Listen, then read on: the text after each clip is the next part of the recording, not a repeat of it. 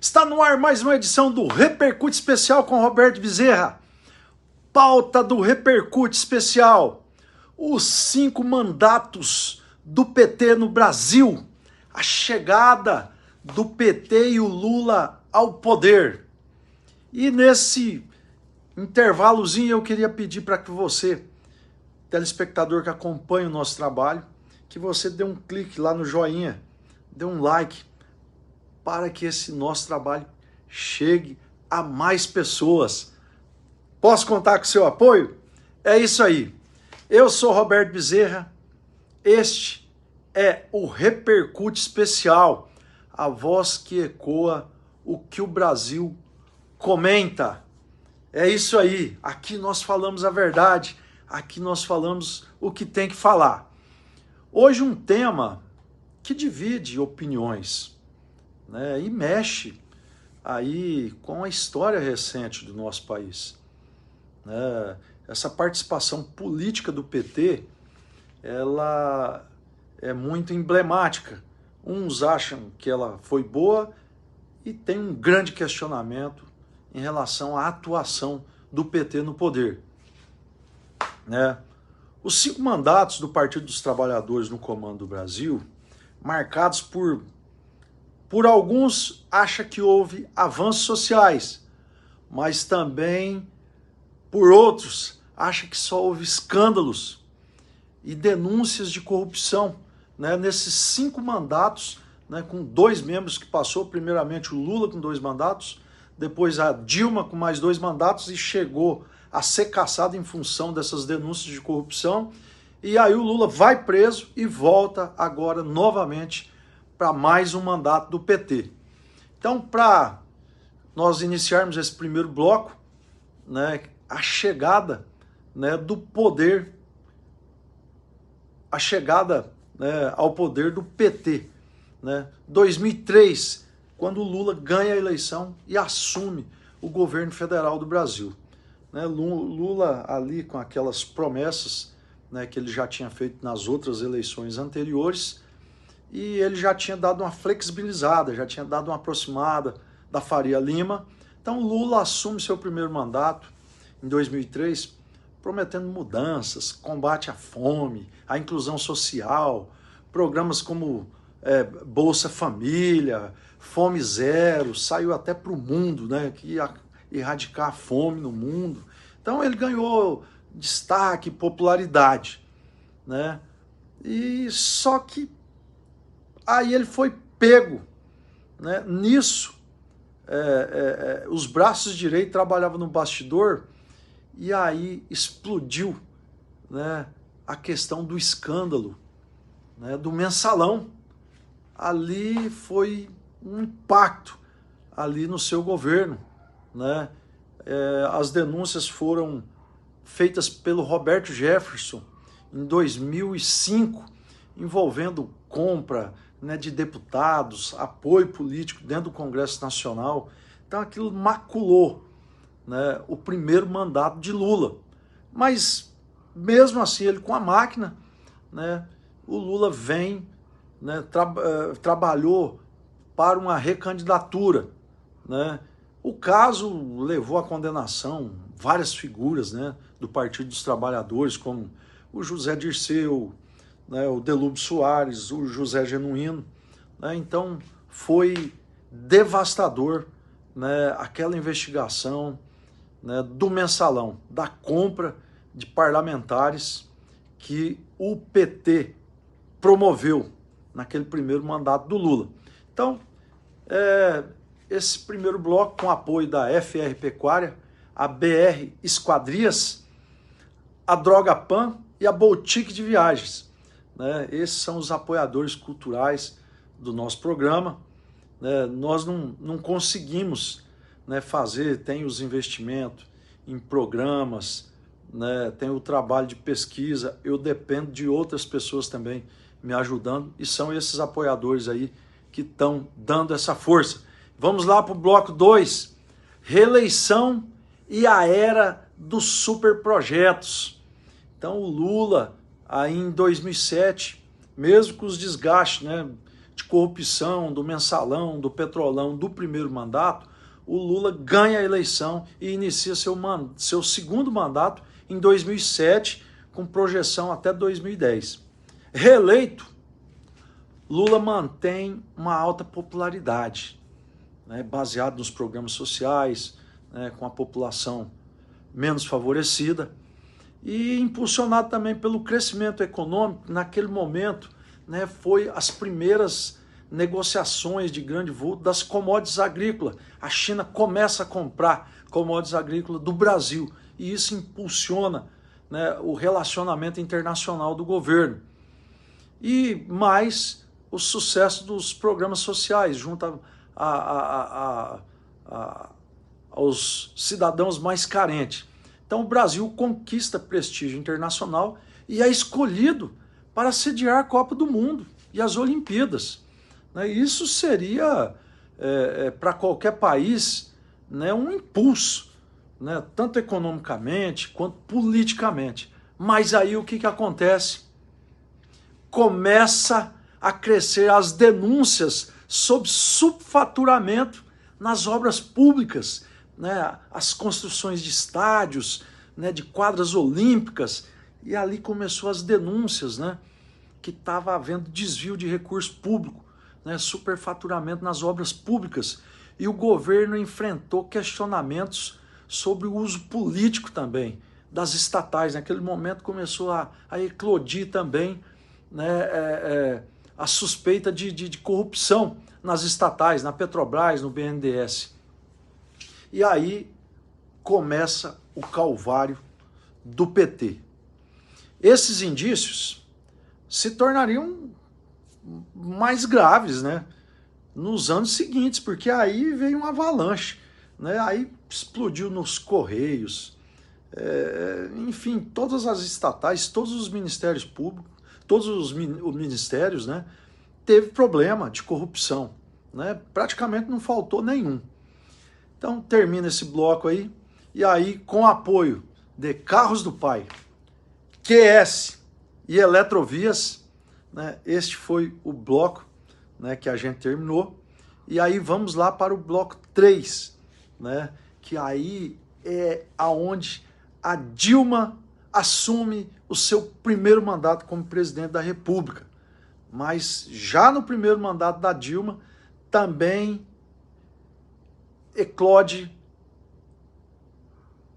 o problema da Petrobras, né? Então aí já complica também, já inicia o mandato da Dilma, né, com problemas que já vinha do mandato do Lula.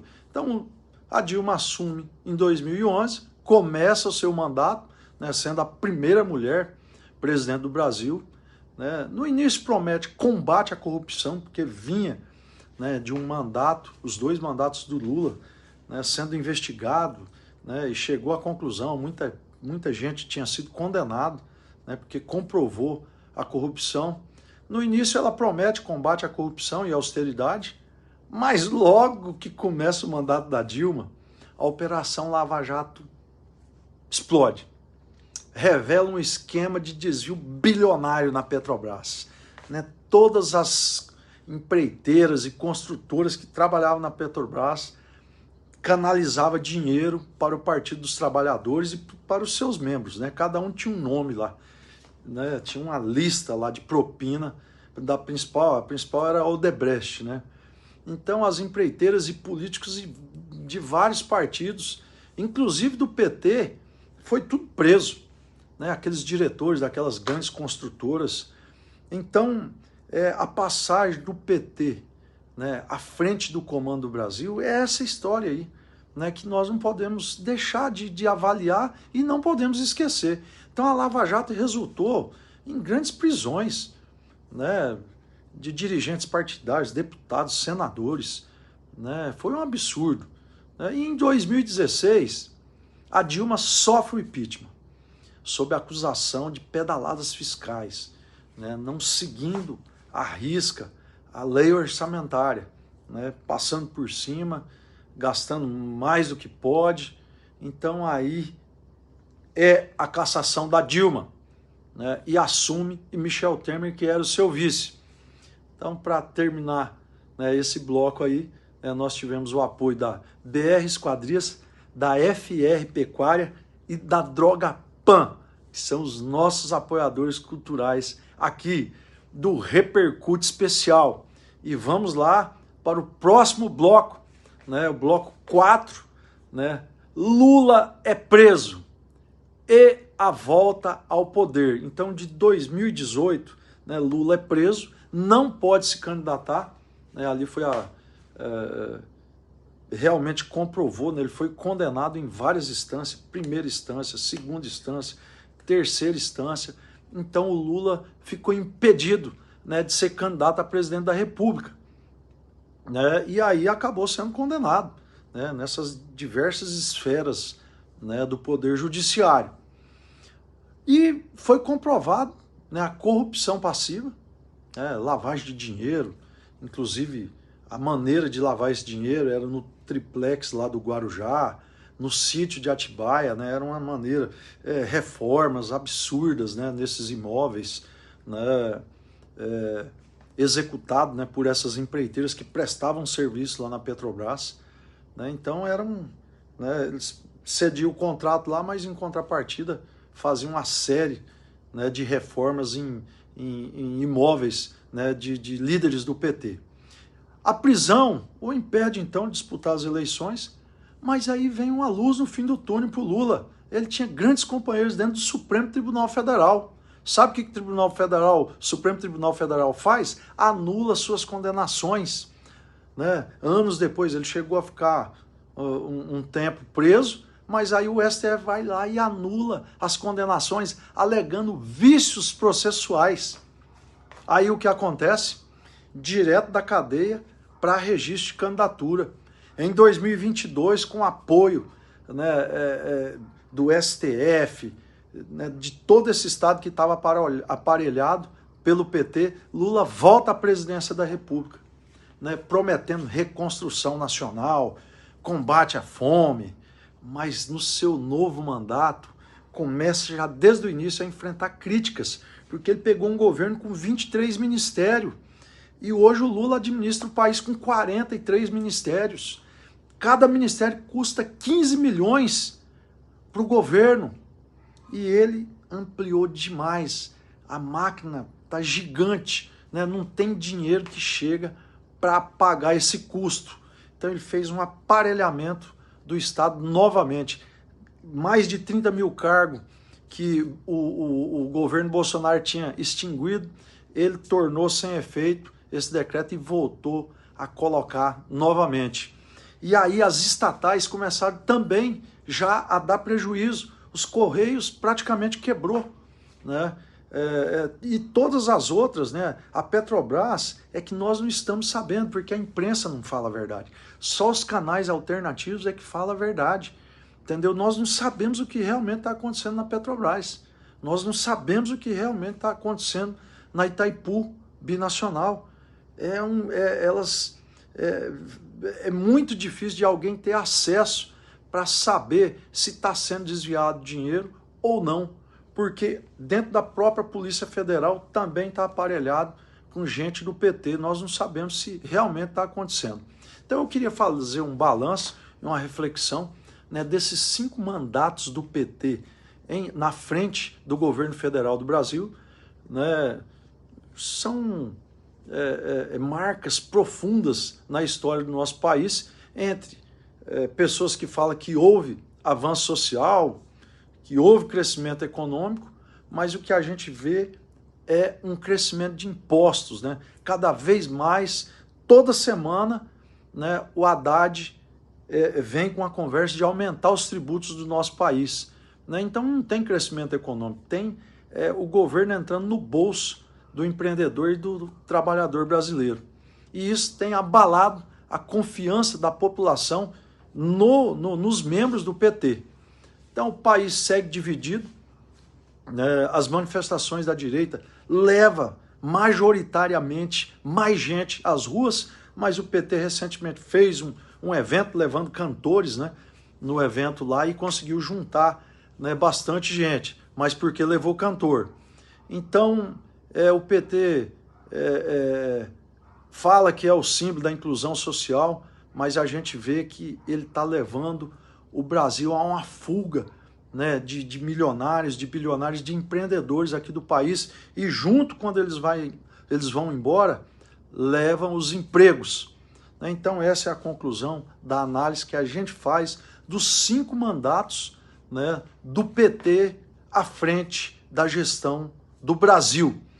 Então, agora, finalizando, eu queria agradecer todos os apoiadores, Carros do Pai, Grupo QS, Eletrovias, FR Pecuária, BR Esquadria, Incobema Madeireira, Droga Pan, Global Agrojur, Correia e Vila Real Advogados, Vila Cortês e Salames Bela Santa.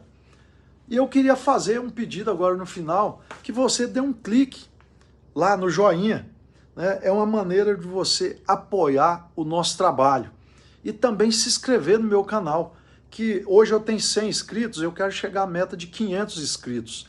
Né? Se eu tiver bastante inscritos, o YouTube vai entender que o nosso trabalho, essa pesquisa que a gente faz, tem relevância. Então eu quero que você se inscreva no meu canal, tá certo? Repercute, a voz que ecoa o que o Brasil comenta.